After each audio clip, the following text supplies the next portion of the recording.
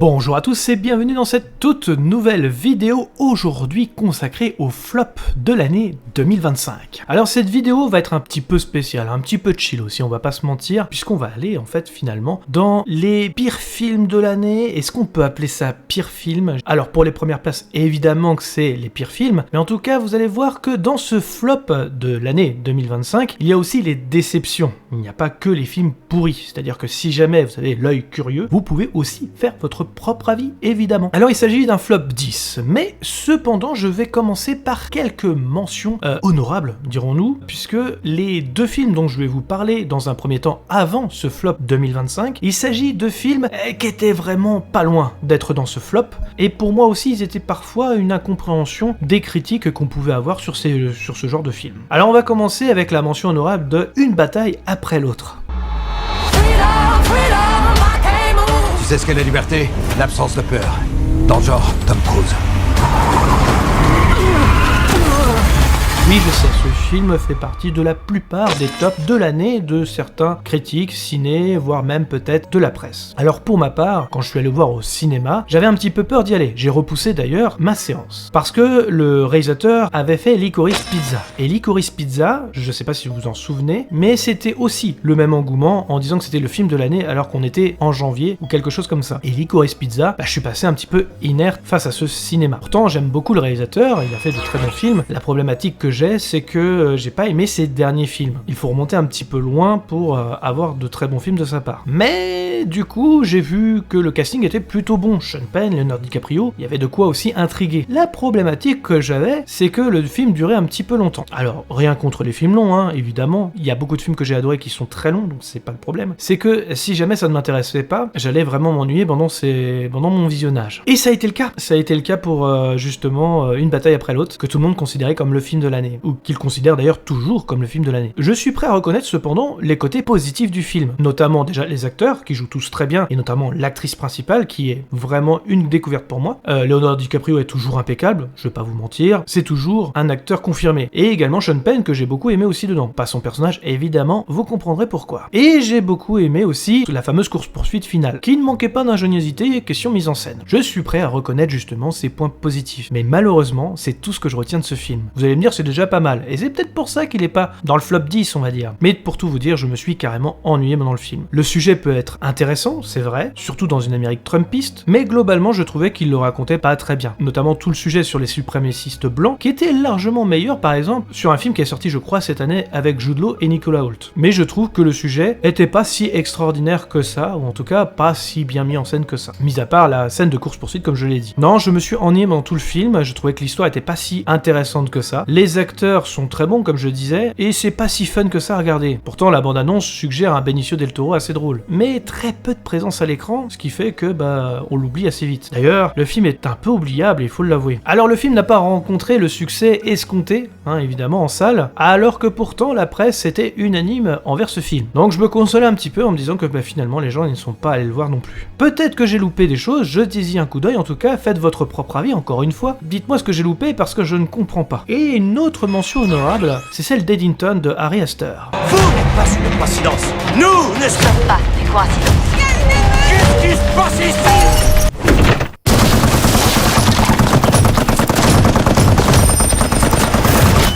Alors, vous me connaissez, et vous savez, si vous connaissez la chaîne, j'ai déjà fait une vidéo sur le cinéma d'Ari Aster. Et le cinéma d'Ari Aster, il est ultra intéressant, en tout cas pour ses deux premiers films. Boys Afraid, comme je l'avais dit, j'étais passé à côté, et franchement je le reverrai pas. Au moins la filmographie d'Ari Aster, il peut passer d'un sujet à un autre. Alors, bien que le sujet peut être intéressant, on est dans l'ère Covid, dans le film, deux personnages vont s'affronter, Joaquin Phoenix et Pedro Pascal, qui a une filmographie assez incroyable cette année. Bref, Eddington, en fait, c'est très ennuyant, c'est pareil qu'une bataille après l'autre quelque part. Le sujet peut être intéressant, mais c'est raconté d'une façon très ennuyante. Très peu de mise en scène, j'ai remarqué aussi également. Alors que Ari Aster, il aime bien créer de l'image. Même dans Boys Afraid, que j'ai pas aimé, il crée de l'image. Et ici, je suis désolé de le dire, c'est pas terrible. Alors les acteurs sont plutôt bons, on va pas se mentir, mais ça fait pas un film. Et le film est extrêmement long pour ce qu'il raconte. C'est un petit peu la même critique qu'Une bataille après l'autre. Je suis passé peut-être à côté du film. Dites-le moi en commentaire, mais j'avais très peu de choses à dire sur le film. Et d'ailleurs, quand je suis sorti de la salle, j'ai fait...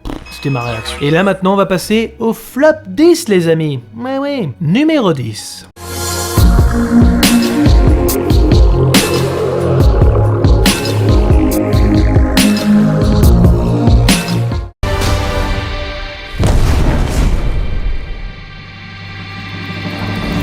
Alors, ici, il ne s'agit pas d'un mauvais film, comme j'ai essayé de le dire en intro, c'est plus une déception et je vais expliquer pourquoi. Le film Superman de James Gunn est là tout simplement pour rebooter la franchise DCU. Alors, je ne suis pas une fan zouze de Snyder, je tiens à le préciser, j'avais trouvé son Man of Steel assez pompeux, mais plutôt sympa. Un Batman v Superman que j'avais adoré, et une Justice League, version Snyder bien sûr, plutôt sympatoche. Pour le reste, on vacillait entre le moyen moins et le nanar absolu. Alors forcément, quand on a dit on va rebooter la saga, j'étais pas contre. Là où j'avais plus de réticence, c'est pour le travail de James Gunn, car je n'aime pas forcément James Gunn. En effet, quand vous regardez son Gardien de la Galaxie par exemple, voire même peut-être la trilogie, sauf le 3 que j'avais bien aimé quand même, eh bien j'ai trouvé ça totalement classique. Sans parler de son humour qui parfois peut être lourd, surtout dans le 2. Je n'ai pas non plus aimé son Suicide Squad, donc ça n'aide pas non plus quand on dit qu'il va traiter, carrément Superman. Et ce n'est pas concernant la réalisation que j'ai un problème avec son film, puisque c'est plutôt bien réalisé, il faut le reconnaître. Oui, je vais dire aussi des choses positives pour le film, parce que comme je le disais, c'est pas un mauvais film en soi. Là où j'avais des problèmes, c'est au niveau de la narration, et au niveau de l'histoire, notamment avec son antagoniste, Lex Luthor. Car oui, c'est pas l'interprète qui pose problème pour moi, Nicolas Hoult physiquement peut faire le taf, donc ça me dérange pas, mais pour un homme où il est censé être le plus intelligent du monde, je le rappelle, et là on va rentrer dans zone spoiler, désolé pour ceux qui veulent conserver toute l'aura de Superman, n'hésitez pas à continuer la vidéo pour les autres films, mais on va spoiler un petit peu parce que c'est nécessaire. Lex Luthor dans le film, il crée en fait une dimension de poche, et vous allez me dire mais avec ça il peut faire plein de choses. Eh bien, croyez-le ou non, dans le film, il fait une espèce de prison de Guantanamo. Tous les opposants à Lex Luthor, voire même ses ex, sont emprisonnés là-dedans. C'est un petit peu étonnant pour avoir créé quelque chose d'aussi important. Et croyez-le ou non, dans le film, à un moment donné, Superman réussit à détruire cette dimension de poche. Mais ça va créer un trou noir. Et une fois de plus, croyez-le ou non, la ville est en train d'être aspirée par ce fameux trou noir. Et là, la résolution incroyable, eh bien c'est un code informatique pour fermer ce trou noir et réunir la ville qui était un peu coupée en deux, prête à être aspirée par ce trou noir. Vous ne comprenez pas l'idée? Moi non plus. Je suis jamais rentré dans le film. Juste avec ça, effectivement. Mais ça prend beaucoup de place dans le film. Il y a même une scène post-générique qui va même prendre avec humour justement la débilité du scénario. Alors je n'ai rien contre le personnage de Superman ni avec son interprète parce que je trouve que les acteurs s'en sortent plutôt bien. Même si je me suis jamais attaché à Superman.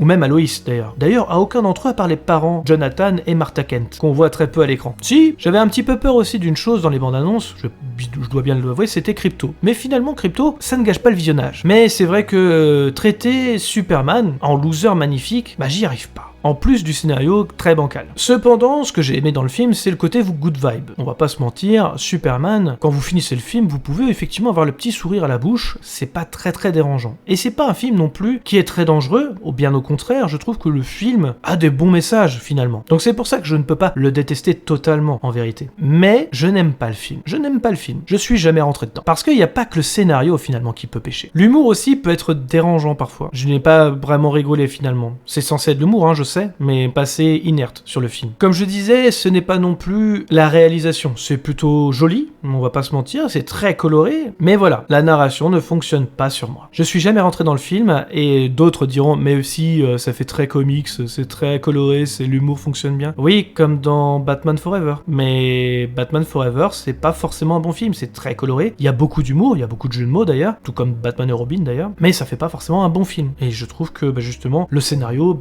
je vais pas mentir, ne tient pas debout. Vous vous plaignez de l'interprétation de Lex Luthor dans Batman Superman. Certes, mais son plan il est génial. Vous pouvez pas nier. Par rapport à Superman de James Gunn. Je le compare un petit peu parce qu'on compare forcément. Oui, c'est la vision de James Gunn, machin. Oui, certes. Vous avez raison sur ce sujet-là. Faut pas comparer le Superman des années 70 à celui d'aujourd'hui. J'en suis conscient. Le Superman de James Gunn copie un peu tout ce qui a été fait avant. Il n'invente pas grand-chose finalement. Oui, il peut prendre des risques sur ses messages, surtout l'état de la géopolitique actuelle. Ça c'est vrai. Sauf que James Gunn, il se débine un petit peu en interview. Donc forcément le message il tombe un peu à l'eau. C'est dommage d'ailleurs. Même si on n'est pas trop bête pour savoir que sur les conflits actuels, évidemment qu'il y a un message caché. C'est pour ça que je dis que c'est pas forcément un mauvais film aussi. C'est qu'il tente des choses tout de même. Surtout sur notre monde actuel.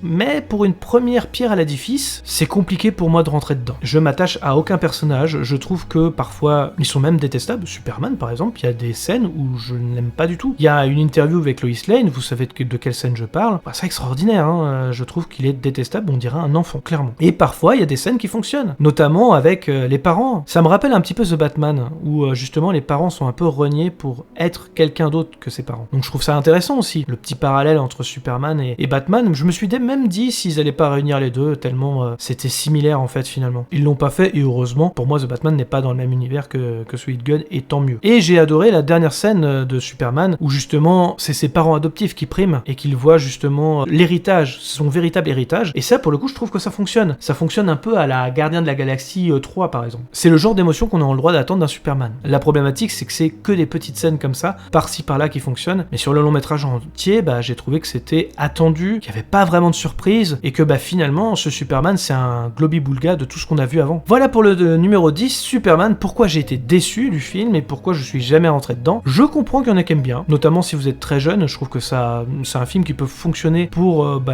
les adolescents notamment, surtout sur un regard sur le monde actuel, c'est plutôt intéressant, mais globalement peut-être que je suis trop vieux pour ces conneries, en tout cas il est dans mon flop de 2025. Numéro 9.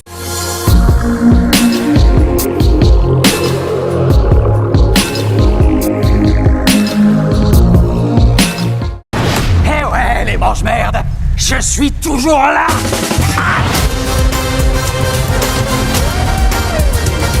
Numéro 9, The Running Man. Ah oui, ce film, je l'attendais un petit peu, je dois vous avouer, parce que déjà Edgar Wright, j'adore ce réalisateur, et l'acteur principal qui, a ma sympathie en tout cas, depuis Top Gun Maverick, oui, qui était plutôt bon d'ailleurs dans le rôle. Je trouvais que de remaker ce film, c'était plutôt intéressant. Malheureusement, ce film n'a aucun sens. C'est-à-dire que vous avez une première moitié de film, vous avez deux films en un finalement, mais la première moitié du film, vous êtes dans l'empathie, vous commencez à rentrer dans l'univers, c'est plutôt intéressant, il y a un côté cyberpunk que j'aime beaucoup, et après, je sais pas pourquoi, ça part totalement en couille. Les interactions avec le personnage principal n'ont aucun sens. Il change en fait, je trouve, carrément de personnage à des moments donnés. Ça devient grotesque, clairement. Et ça devient un film où vous n'y croyez plus du tout. Bref, je vais pas forcément épiloguer parce que je l'ai pas trouvé intéressant, je l'ai pas trouvé... C'est pas un bon film, clairement. Et j'ai pas compris ce que Edgar Wright faisait là-dedans. J'ai même pas retrouvé son style de réalisation, peut-être à des moments donnés. On est très loin d'un Last Night in Soho, on est très loin d'un Scott Pilgrim,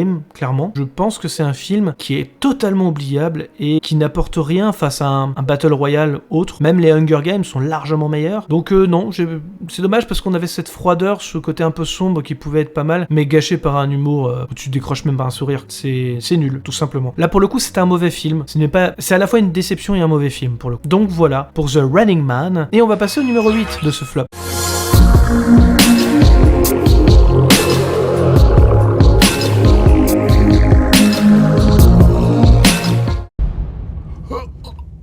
Tout va bien? Ouais, tout va très bien.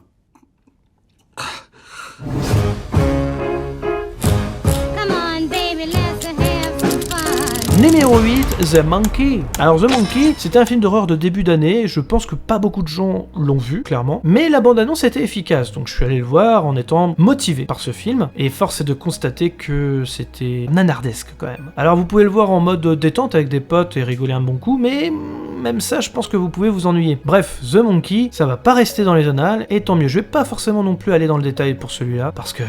il ne mérite pas votre attention même. Donc voilà, il y a certaines scènes qui auraient pu être des morts graphiques, mais là aussi ça cut assez rapidement et on n'est pas dans une ambiance si glauque que ça. La bande-annonce a vendu un peu du rêve, je le conseille vraiment pas. Et on peut passer au numéro 7.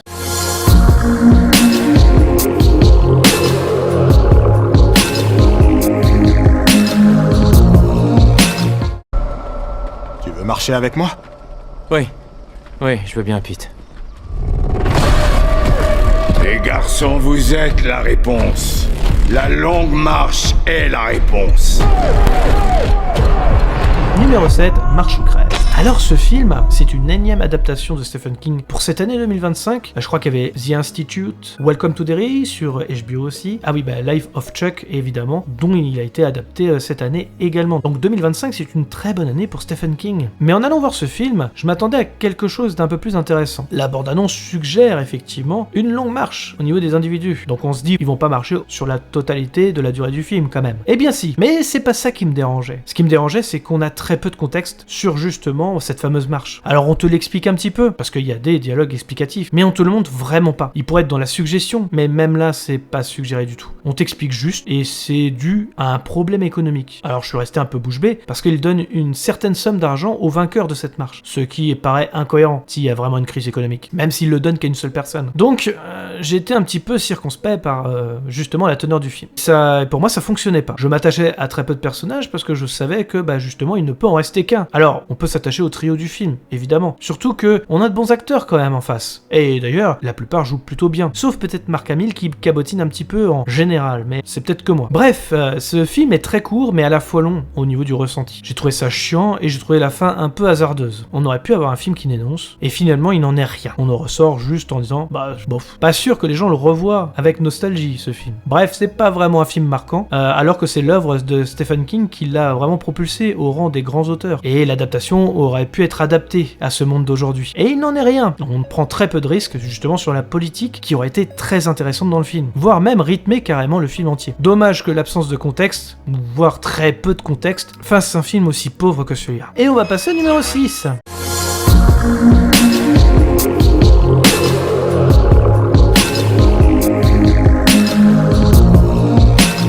Non, on est les Thunderbolts!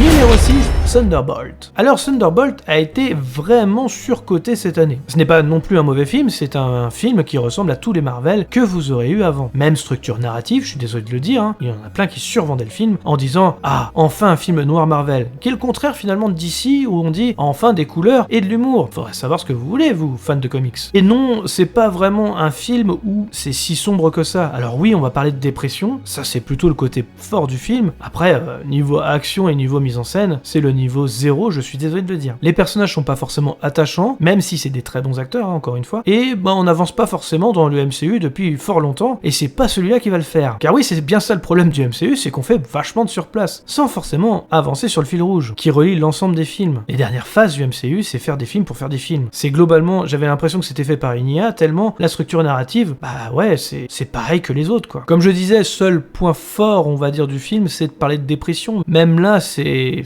survolé un petit peu quand même. Bref, je suis pas forcément rentré dans le film, j'ai pas trouvé ça intéressant, que ce soit du point de vue de la narration, que du point de vue de la mise en scène. J'ai trouvé ça plat, j'ai trouvé ça chiant. C'est un Marvel comme les autres finalement. Et on va passer au numéro 5, qui est aussi un film avec Florence Pugh.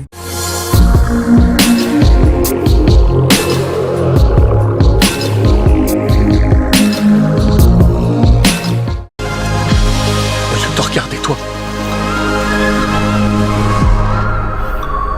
Numéro 5, L'amour au présent. Alors ce film, c'était le premier film que j'ai vu sur l'année 2025. Et j'attendais beaucoup de ce film parce que la bande-annonce donnait un petit peu envie. De par ses acteurs, déjà dans un premier temps, puis au niveau de l'histoire qu'il traitait. Alors oui, je m'attendais aussi à un tire-larme, évidemment. Mais j'en ai pas décroché une. Et je me suis souvenu que ce film, en fait, utilisait un artifice pas forcément malin pour éviter que ça raconte un peu la même chose qu'on a vu avant sur certains films du genre. Dans le montage, les scènes sont un peu dans le désordre pour qu'on s'attache un petit peu à l'histoire, pour que ce soit un petit peu différent. Mais si vous remettez les scènes dans l'ordre, vous avez un film plat qui évoque évidemment le deuil. En soi, c'est plutôt intéressant, mais qui n'arrive jamais à être marquant. C'est un film chiant, j'ai reçu aucune émotion en visionnant ce film. Et pourtant, j'étais paré pour, parce que j'étais vraiment dans le mood en disant, ce film au moins, il va me faire décrocher une petite larme. Pas du tout. Le film a échoué, film décevant, c'était ma première déception de l'année. Et les acteurs, même s'ils s'en sortent plutôt bien, souffrent d'un scénario très pauvre et déjà vu mais 1000 fois. Et c'est le problème du film. Vous serez sûrement ému si vous n'avez pas vu beaucoup de films du genre, mais moi ça n'a pas fonctionné, il y a des films qui le font largement mieux. Et on va passer au numéro 4.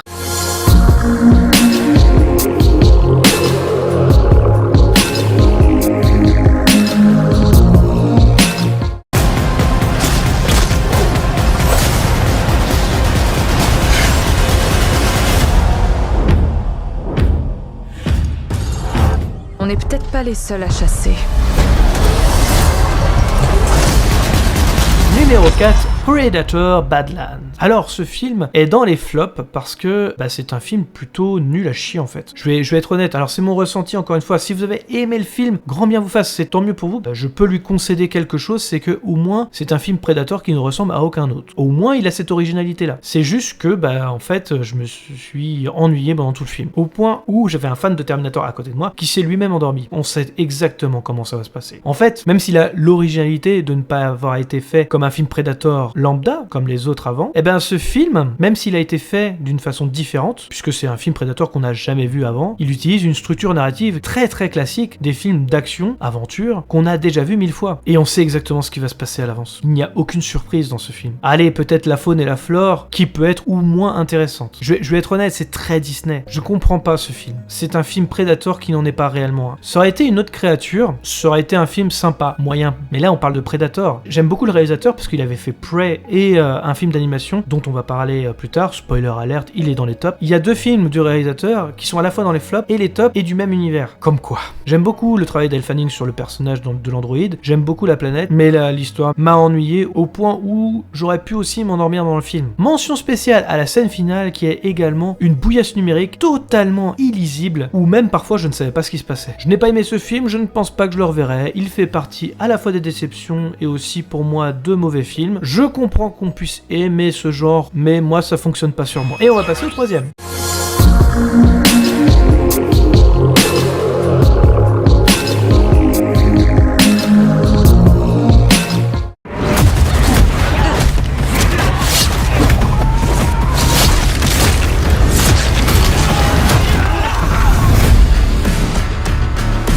Numéro 3, Ravage. Alors, je vais être honnête avec vous, ce film, j'en ai très peu de souvenirs. Je l'ai vu une fois, et globalement, je me suis fait chier, je me suis même endormi pendant le film, donc j'ai dû revenir en arrière, c'était sur un film, sur une plateforme de VOD, et ce film était chiant comme la pluie, pareil, c'est assez prévisible, les acteurs, pour le coup, jouent très mal, et je pense qu'ils sont là pour le chèque, rien de plus. Je vais pas plus détailler que ça, juste que j'ai passé un très mauvais moment devant ce film, je ne le vous conseille pas, c'est une perte de temps, et il est assez long, je trouve, aussi, pour ce qu'il raconte. Numéro 2.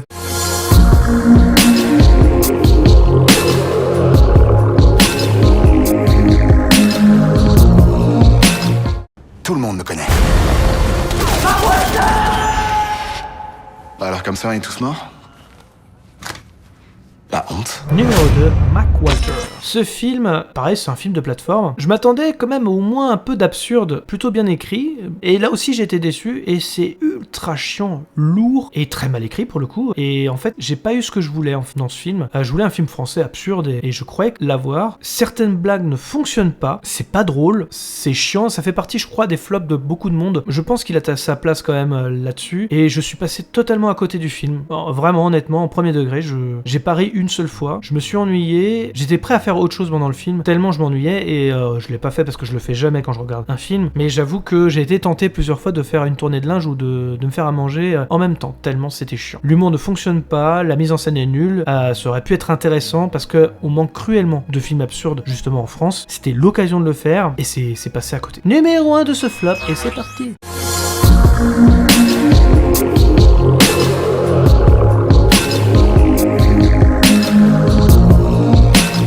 Tu veux? Alors viens me chercher!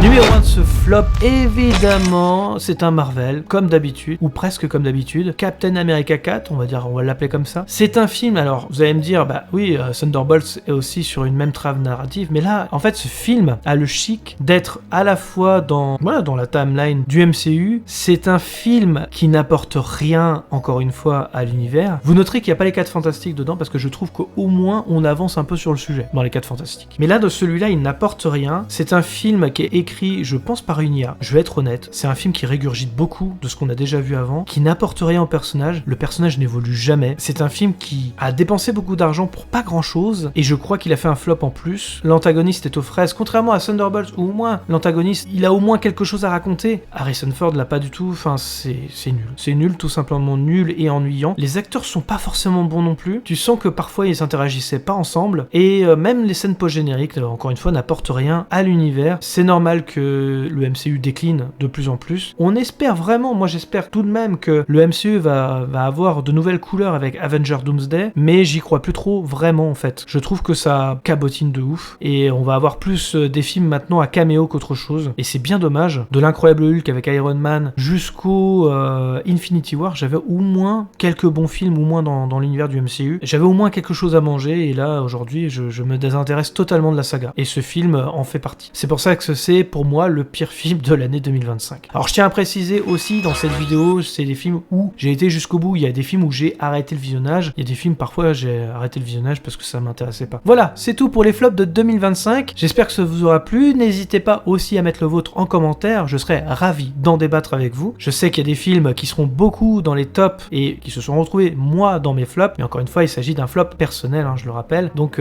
ça reste que mon avis, mais n'hésitez pas à mettre le vôtre aussi, parce qu'il se peut aussi que j'ai raté des choses, évidemment, dans les films. On se retrouve bientôt pour les top films de l'année 2025, et je vous dis à très bientôt. Merci à tous d'avoir regardé cette vidéo, je précise qu'il s'agit d'un avis et non d'une pensée unique. Pensez à liker, commenter, mettre un pouce bleu et d'activer la cloche pour ne rien rater. Nous sommes dispo sur les réseaux sociaux Facebook, Twitter, Instagram, les liens sont dans la description. Nous sommes également disponibles sur toutes les plateformes de podcast. Je vous invite donc à vous abonner quelle que soit la plateforme et de laisser un commentaire, nous y répondrons avec plaisir. Dans tous les cas, rendez-vous dans les salles obscures pour de nouvelles aventures. Bonne soirée à tous.